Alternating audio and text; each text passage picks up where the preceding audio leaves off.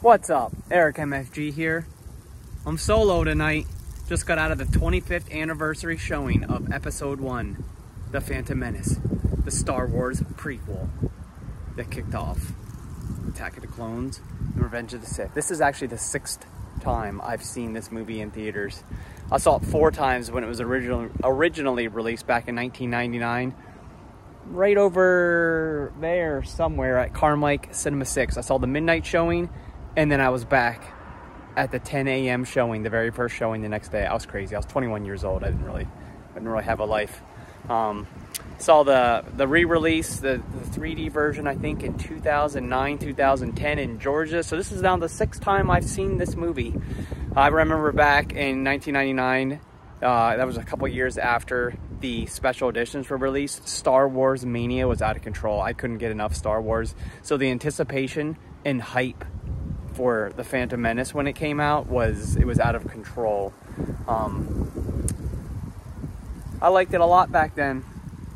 You know, I've seen it many times over the years, and now I got to say it's probably my least favorite of the 6 original movies. I don't count the Disney Star Wars movies as anything. I don't even watch those except for Rogue One and Solo. They're all right, but Phantom Menace, I mean, that's back then. It was the best thing since sliced bread. The anticipation, the hype. I thought it lived up to the hype because I was only 21. I didn't really know a lot, but you know, there's nothing really wrong about it. Just when you compare it to the other ones, it's my least favorite. But that's, that pod race was still is excellent, and it has the best lightsaber battle. Darth Maul, Qui-Gon Jinn, Obi-Wan Kenobi. That's still good, especially with Duel of the Fates blaring in the background from John Williams. Great score, good song. Phantom Menace, the prequel still had some really good characters. Qui-Gon, even though he died. Obi-Wan Kenobi, played by Ewan McGregor. He's a great Obi-Wan. Natalie Portman played Padme Amidala. Jake Lloyd, he was alright as Anakin. I like Hayden Christensen. I thought he did a great job, but he wasn't in this.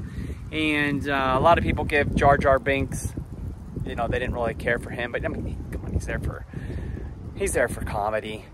I liked him. He was alright. I mean, he's kind of annoying, but you still need him. You still need him. But, the Phantom Menace, the least of the 6, but it did kick off the prequels. A lot of people didn't like the prequels when it first came out, but it's not bad. Effects were still good. Holds up over time. 25 years later, still watch it in the theater. I was gonna say, the one thing I didn't like about watching in the theater, nobody clapped. Nobody clapped. This was the first time I went to a Star Wars movie where nobody clapped. People clapped when it came out in '99 and the 3D versions. Special editions, people clapped. Attack of the Clones, Revenge of the Sith, they all clapped. I don't know what's wrong with these people. What are you gonna do? But anytime a Star Wars movie gets re-released in theaters, you can count me to be there. Least favorite of all 6, but it's still an 8. Still at the rated 8. 8 out of 10. Phantom Menace. What are you gonna do? Great lightsaber battle. Good effects. Good pod race. Good characters. Good time. Star Wars. I'm a Star Wars fiend. Love Star Wars. Star Wars mania. It's like it's 1999 all over again. Well, I'm solo tonight. Heading out of here. See ya in 3 years for the 25th anniversary of Attack of the Clones. Make sure to like, subscribe, comment, and share, bruh.